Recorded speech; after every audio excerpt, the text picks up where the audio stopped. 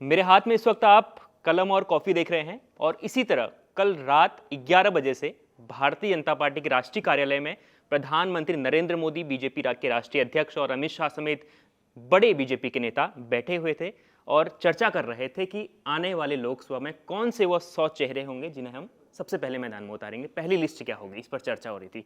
तो इस पर आज बात करेंगे कल रात को क्या बातचीत हुई है, क्योंकि बहुत लंबी चर्चा सर ये हुई। मेरे साथ इस वक्त हैं इंडिया.com के संपादक अरुण सर। तो सर, आज की जो हमारी चर्चा होगी वो इसी बात पर होगी कि कल रात को जो चर्चा भारतीय जनता पार्टी ने की है तो क्या निष्कर्ष है, कौन लोग ऐसे हैं, कौन बड़े चेहरे ऐसे हैं जिनके नाम का पार्टी ऐलान करने वाली है। सबसे बड़ी बात ये बता दी जाए कि चर्चा दरवाजे के भीतर हुई जी। लेकिन जैसी कि खबरें आ रही हैं उसमें ये देखा जा रहा है कि जो उनका शीर्ष नेतृत्व है उसने कोशिश की कि जो उनके जीतने वाले कैंडिडेट हैं, जो उनके जिताऊ कैंडिडेट हैं और जिनके ऊपर भरोसा किया जा सकता है, उनको पहली लिस्ट में जो है प्राथमिकता दी जाए। बिल्कुल। और उसके अलावा जो क्रूशल सीट्स हैं उस पर पहले से जो है कैंडिडेट्स के नेम को डिसाइड कर लिया जाए ताकि पार्टी अपनी पूरी तैयारी के साथ लग जाए, मैदान में आ जाए। और साथ ही जैसे कि खबरें आ रही हैं कि उन लोगों ने कुछ उन क्रूशल सीट्स को अभी बचा के रखा है जिसपे उनके कैंडिडेट कमजोर हो सकते हैं, पेच फंस सकता है, पेच पे फंस सकता है। तो उस पर किस तरह के एफर्ट की जरूरत होगी। लेकिन सर, इसमें एक चीज़ मेरे को ध्यान ही आती कि कल उन्होंने जिन जिन सीटों का, जिस तरीके से मीडिया में प्रकार तमाम बातें चल रही थी, तो उन सीटों का जिक्र नहीं है जहां पर कैंडिडेट या तो फिक्स नहीं हुए हैं या जहां पर कहते हैं ना कि थोड़ा सा अंदर खाने कुछ बात बिगड़ सकती है, तो उन सीटों का बिल्कुल जिक्र नहीं हुआ। जहां से पार्टी सीधे जीत सकती है उन्हीं का वही मैं कह रहा था, जिसपे पार्टी जो है बिल्कुल कॉन्फिडेंट है कि वो सीट वो जीतेगी ही। जैसे फिर कि लखनऊ की सीट देख लीजिए, या फिर आपने देखा कि प्रधानमंत्री मोदी की है या अमित शाह की सीट हो। इसी तरह से जो बड़े नेता हैं उनकी जो जिस सीट पे वो चाहे ना भी जाएं, उनकी जितनी पॉपुलैरिटी है उन जगहों पर, तो उन सीट पे 100% उन्हें उम्मीद है कि वो लोग किसी भी सूरत में जीतेंगे ही। तो ऐसी सीट को तुरंत उन्होंने फाइनल कर दिया है। और ये जल्दबाजी नहीं है, ये उनकी स्ट्रेटजी का हिस्सा है। क्योंकि जिस तरह से 22 जनवरी से एक तरह से उन्होंने अपने राजनीतिक उसका जो शंखनाद किया वहाँ से, अयोध्या से, उसके बाद की ये दूसरी कड़ी है। क्योंकि अभी मार्च के पहले वीक में या 10 तारीख तक जो है चुनाव आयोग की मीटिंग होगी, उसके बाद आचार संहिता लागू हो जाएगी।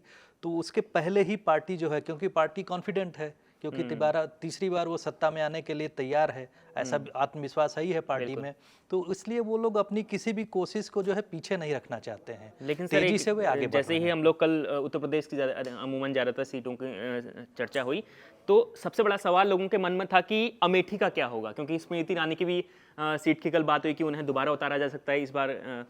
तो वहां पर क्या होगा, क्या राहुल गांधी दोबारा स्मृति ईरानी के सामने होंगे, टक्कर देंगे उन्हें, क्या होगा? देखिए, राहुल गांधी की सीट को लेकर इस बार बड़ा इंटरेस्टिंग सिनेरियो बन रहा है। क्योंकि मैं आपको याद दिला दूं कि केरल के वायनाड से राहुल गांधी लड़े अमेठी को छोड़कर, और वायनाड पे सीपीआई ने, जो लेफ्ट डेमोक्रेटिक फ्रंट है केरला का, उसने एक अपने जो सीपीआई के बड़े नेता है डी राजा, उनकी पत्नी एनी राजा को पहले ही उन्होंने डिक्लेयर कर दिया है।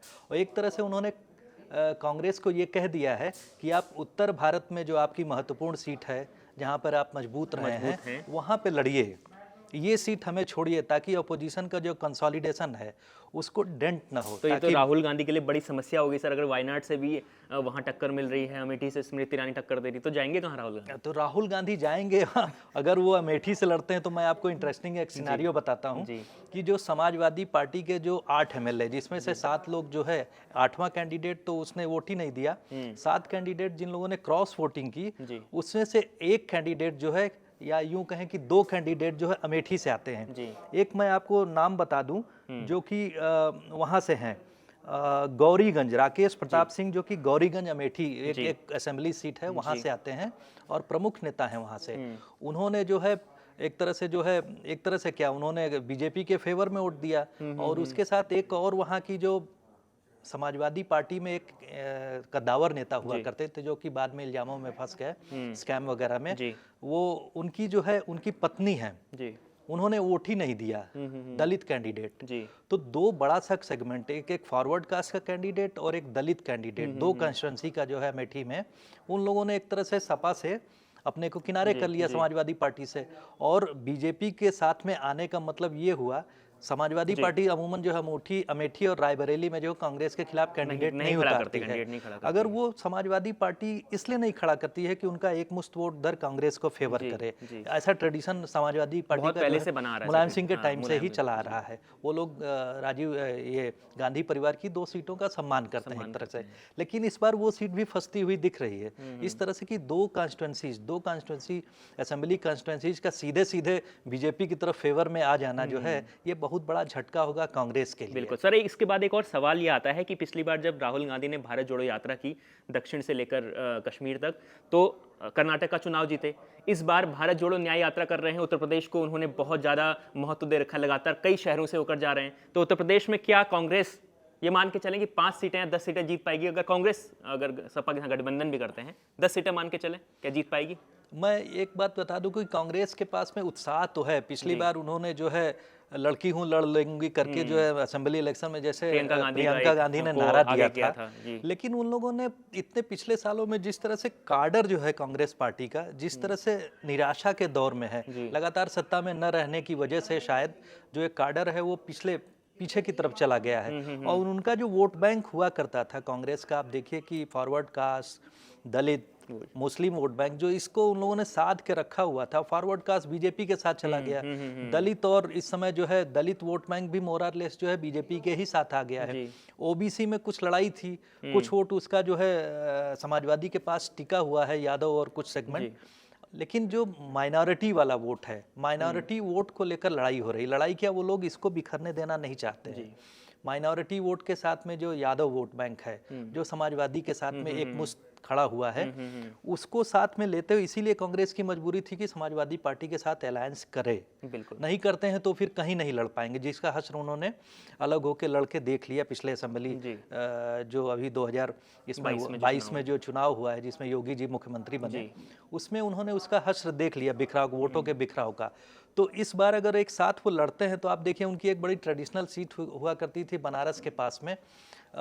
उनके एक कमलापति त्रिपाठी जी का परिवार जो ट्रेडिशनल हुआ करता था उनके साथ में, ट्रेडिशनल गांधी परिवार के साथ में ट्रेडिशनली, वो परिवार का जो नेता, उनके जो एक उस परिवार के जो नेता हैं वो टीएमसी चले गए। आपने देखा होगा टीएमसी एक सीट मांग रही है उत्तर प्रदेश में कांग्रेस से, तो वो वहीं पर कमलापति त्रिपाठी जी के परिवार के हैं, वो वहां चले गए। देखिए कितना ये राजनीतिक उथल पुथल है। टीएमसी पश्चिम बंगाल में कांग्रेस को सीटें देने के तैयार नहीं है, गठबंधन करने के तैयार नहीं है, और उत्तर प्रदेश में सीट मांग रही है। वो इसलिए मांग रही है क्योंकि उनको पता है कि वहाँ वो ट्रेडिशनली जो है कांग्रेस का ही बैशन था वो, जिसको जो है उस परिवार के व्यक्ति को जो है कांग्रेस ने पूरी तरह से जिस तरह से सपोर्ट करना चाहिए था तो नहीं गया, सपोर्ट नहीं किया, तो वो निराशा की अभिव्यक्ति थी, इसी वजह से वो टीएमसी की तरफ चले गए।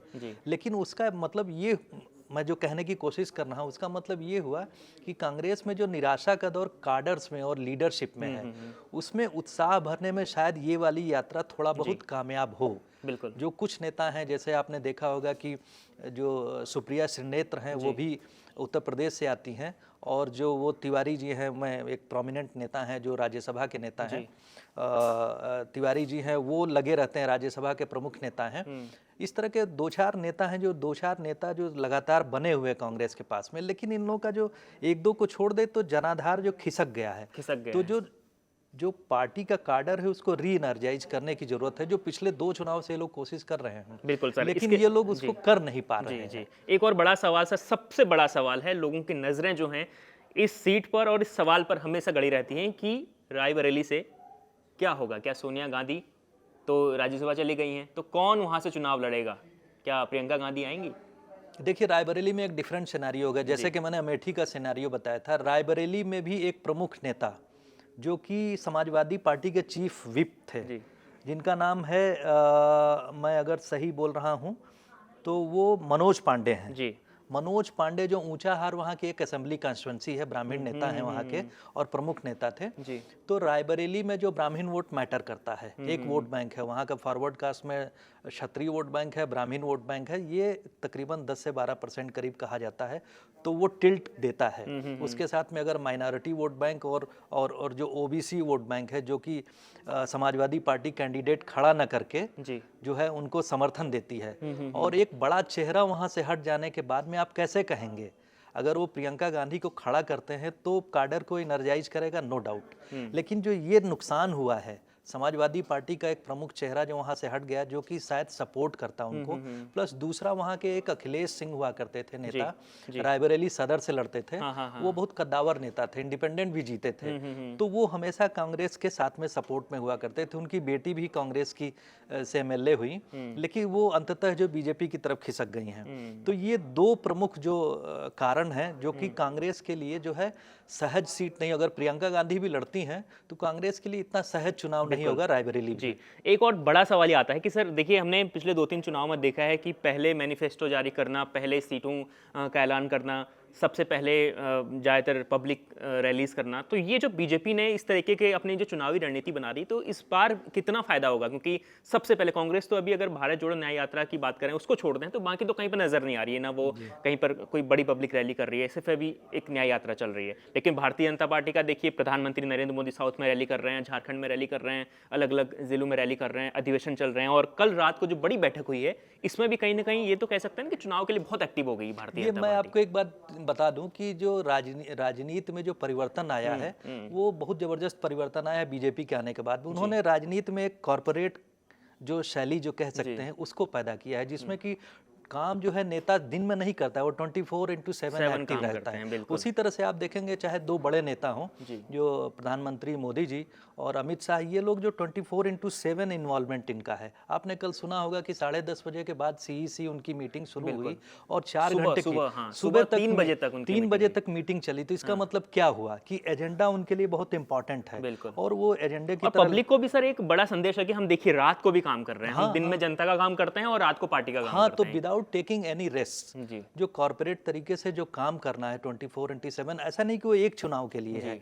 इसके बाद जो असेंबली का इलेक्शन होगा, या अभी दिसंबर में जो असेंबली का इलेक्शन हुआ उसमें वो लोग हर एक चुनाव को जो है आखिरी चुनाव जैसे नहीं कहते हैं कि हर एक पारी आखिरी पारी होगी, उस तरह से लड़ते हैं और 100% इन्वेस्ट करते हैं। अब मैं इन्वेस्ट इसलिए कह रहा हूं कि जो एफर्ट इन्वॉल्व है उसको इन्वेस्टमेंट कह सकते हैं, तभी उसका उनको 100% जो है रिजल्ट मिलता है। और उसके लिए उनका जो है काडर से लेके पन्ना प्रमुख की जिम्मेवारी तकरीबन 100 वोटर्स की होती है।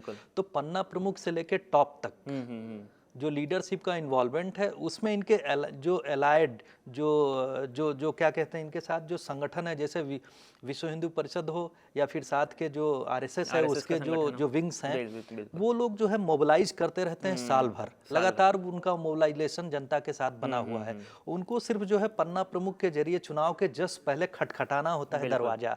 तो जहां इस तरह का इन्वॉल्वमेंट है, और जो बाकी अपोजिशन की पार्टीज हैं जो कि सिर्फ चुनाव के समय एक्टिव होती हैं, उस समय डिसाइड करती है, दोनों में जमीन आसमान का अंतर हो जाता है। तो यही भारतीय जनता पार्टी को फायदेमंद चुनाव में। जी हाँ, ये भारतीय जनता पार्टी की कहिए सबसे जबरदस्त वो एक स्ट्रैटेजी कहिए, या सबसे बड़ा जो संगठन के साथ उनकी शक्ति इन्वॉल्व है, यही एक डिसाइडिंग फैक्टर होता है। बिल्कुल। तो देखिए, आज का डिस्कशन जो हमारा था कि कल रात को भारतीय जनता पार्टी की बड़ी बैठक हुई थी, करीब सर रात के 11 बजे से लेकर सुबह 3 बजे तक प्रधानमंत्री नरेंद्र मोदी उस बैठक में थे, अमित शाह थे, राष्ट्रीय अध्यक्ष जेपी नड्डा थे, और कई योगी आदित्यनाथ समेत कई प्रदेशों के मुख्यमंत्री थे। एजेंडा था कि पहली लिस्ट लोकसभा चुनाव के कैंडिडेट्स की पहली लिस्ट पर मंथन हो गया है, जिताऊ लिस्ट, बिल्कुल जिताऊ लिस्ट जो थी वो मंथन हुआ, और मंथन में क्या हुआ ये हमने आपको बताया, और यहाँ पर कई बातें हुई जिस तरीके से भारतीय जनता पार्टी ने अपने संगठन को मजबूत किया है। मैंने सर देखा है कि अमूमन हर जिले में भारतीय जनता पार्टी का अपना कार्यालय है, अपनी जमीन पर अपना कार्यालय है, जो कि कांग्रेस का तो अभी सर जो राष्ट्रीय कार्यालय है वो भी शायद अभी उनका अपना कार्यालय नहीं है, जितना मुझे पता अब इसके बारे में मैं नहीं कह सकता, लेकिन ये डेलिब्रेट तरीके से इसके साथ उन्होंने प्रयास किया है।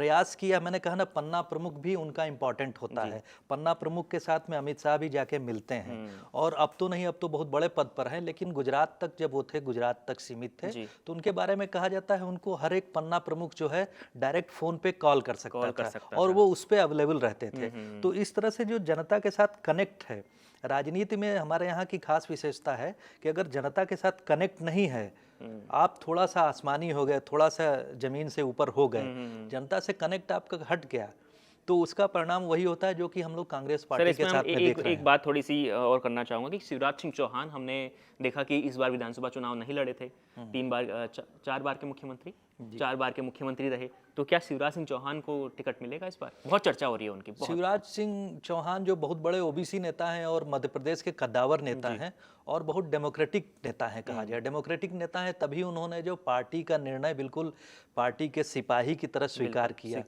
बिना किसी एक शब्द कहे। तो ये राजनीति में मैं कहता हूँ एक बहुत बड़ा स्टैंडर्ड उन्होंने एक स्थापित किया है कि पार्टी अगर कहेगी तो मैं चीफ मिनिस्टर रहूंगा, पार्टी दूसरे दिन भी कह देगी कि मुझे नहीं रहना है, संगठन में काम करना है।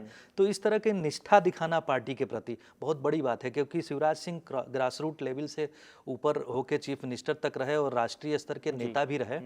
तो उन्होंने एक आदर्श प्रस्तुत किया देखा जाए तो मुझे नहीं लगता पार्टी उनको इस तरह से दरकिनार कर देगी। उनको एक महत्वपूर्ण जिम्मेवारी जरूर मिलेगी। मध्य प्रदेश की 2 सीटें हैं, या भोपाल या विदिशा, इन 2 सीटों को लेकर चर्चा हो रही थी। आज हम तमाम न्यूज़पेपर्स और लगातार खबरों पे देख रहे हैं कि शिवराज सिंह को या तो भोपाल से उतारा जा सकता है या विदिशा से। अगर उन्हें नहीं भी उतारते हैं तो ऐसा नहीं कि उनकी राजनीतिक पारी को विराम दे दिया, ऐसा नहीं कह सकते हैं, क्योंकि पार्टी में संगठन में बहुत सारे इंपॉर्टेंट काम हैं। एक सीट तक सीमित करना शायद उनको कम आंकना होगा, जिसने लगातार उस प्रदेश को, बड़े प्रदेश को संभाला है। तो इसके बारे में हम लोग अभी, मुझे लगता है कि पार्टी कुछ इंतजार करना चाहिए। हाँ, इंतजार करना चाहिए, पार्टी उनके बारे में जरूर सोचेगी। बिल्कुल। तो हमें अभी इंतजार करना है कि लिस्ट कब आने वाली है। हाँ, कि मुझे लग रहा है कि अमूमन सर 8-10 दिन में या उससे जल्दी। मैंने कहा कि जैसे कि मार्च के पहले सप्ताह तक जो है ये लोग अपनी लिस्ट फाइनल कर देंगे, क्योंकि पार्टी जो है अभी से ही जो इलेक्शन मोड, मैंने कहा 22 जनवरी से ही जो है पार्टी का जो है इलेक्शन की तैयारी हो चुकी है। साउथ को पूरी तकरीबन सभी स्टेट्स में 1 से 2 बार दोबारा जो है प्रधानमंत्री तमिलनाडु, केरला में हुआ है। तो उन्होंने ऑलमोस्ट जो क्रूशल स्टेट्स हैं वहाँ की अपनी रैलीज में, आज आप देख रहे हैं कि वेस्ट बंगाल में है वो, तो जहाँ पर जो क्रूशल सीट्स हैं, जहाँ पर उन्हें लगता है कि उनकी पार्टी कमजोर है, वहाँ पर ऑलरेडी उन्होंने अपने कैंपेन शुरू कर दिए हैं, शुरू कर दिया है। बिल्कुल शुरू कर दिया है और कल रात को बहुत बड़ा मंथन भी हो गया है। इसके बाद जब ये लिस्ट जब आएगी वो भी हम आपको बताएंगे कि हमने जो चर्चा की, हमने जो अभी बातचीत की है वो कितनी सही हुई है। लिस्ट से भी थोड़ा कंफर्म हो जाएगा सर।